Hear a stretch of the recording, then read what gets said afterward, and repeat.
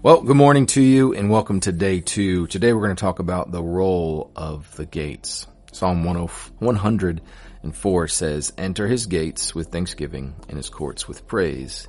Give thanks to him and bless his name." The gates of Jerusalem weren't just for keeping enemies out. They were also entry points for people to come in. The gates provided access to the temple, where people could gather in God's presence. The church today has spiritual gates, ministries that provide entry points for people to encounter God.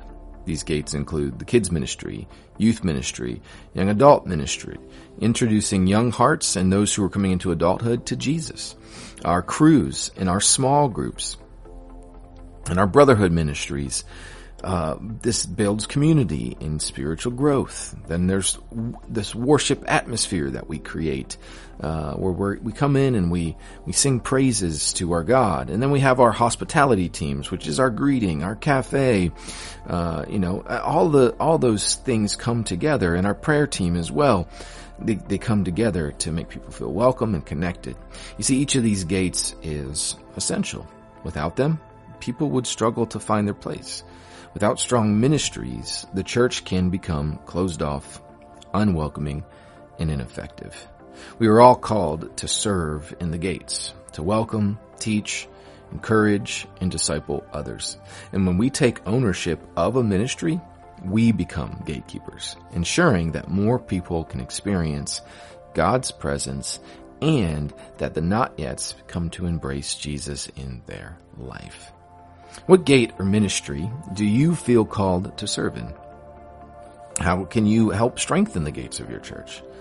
If you haven't yet, consider getting involved in a ministry that aligns with your gifts. At Kairos, we provide a 2-week class called First Moments.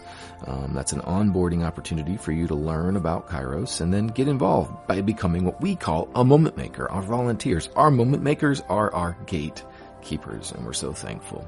Think about ways you can get involved, serve in the gates, and become a gatekeeper as well. Let me pray for you. Father, thank you for the gates of the church that allow people to enter into your presence. Help me to take my role seriously, whether in serving, encouraging, or welcoming others.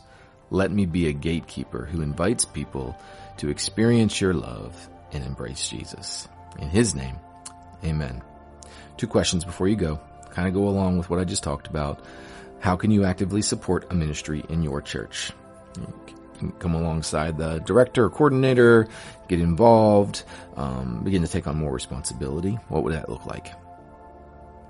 And then lastly, what does it really mean, to be a gatekeeper in God's kingdom?